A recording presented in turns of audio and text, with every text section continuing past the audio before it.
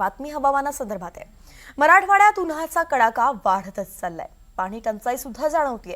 नांदेड जिल्हा सोडला तर इतर सर्वच जिल्ह्यांमध्ये पाण्यासाठी लोकांचे हाल होत आहेत आणि ही केवळ टंचाई नसून नियोजनाचा पूर्णपणे बोजवारा उडाल्याचंच कळतं आहे।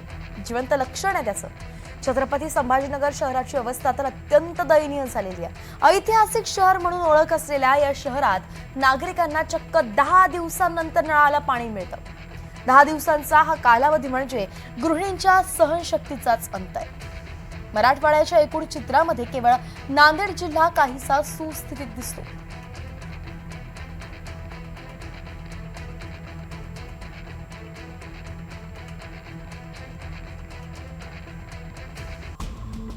तर मराठवाडा पाणी संकटात आहे। छत्रपती संभाजीनगरात 10 दिवसांनी पाणी पुरवठा होतो। बीड शहरात 8 ते 9 दिवसाला पाणी पुरवठा आहे। हिंगोली शहर 8 ते 10 दिवसांनी इथे पाणी पुरवठा होतो। धाराशिवमध्येही 7 ते 8 दिवसांनी पाणी पुरवठा आहे। लातूरमध्ये 7 ते 8 दिवसांनी पाणी येतं। नांदेडला 1 दिवस आड पाणी पुरवठा आहे। म्हणजे केवळ नांदेड हाच एक शहर आहे ज्याला थोडासा दिलासा आहे, तर परभणीतही 7 दिवसांनी पाणी पुरवठा आहे। मराठवाड्यात आतापासूनच पाणी टंचाई जाणवतेय। 100 पेक्षा अधिक टँकरनं पुण्यासाठी पाणी पुरवठा केला जातोय। मराठवाड्यातील पाणी टंचाईचा आढावा घेतलाय आमचे प्रतिनिधी मोहसिन शेख यांनी।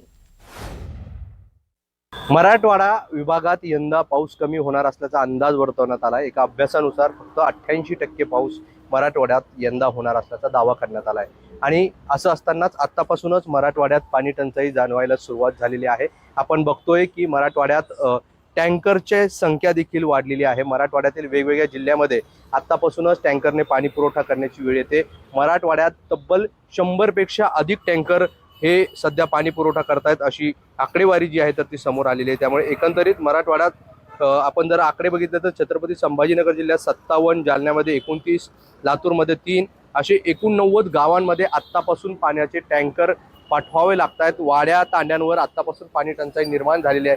त्यामुळे टँकरची संख्या आणखी वाढण्याची शक्यता आहे आणि मराठवाड्यात अनेक भागांमध्ये आत्तापासून पाणी टंचाई जाणवायला सुरुवात झाली आहे। संभाजीनगरमध्ये तब्बल 10 दिवसांनी एकदा नळाला पाणी येत आहे।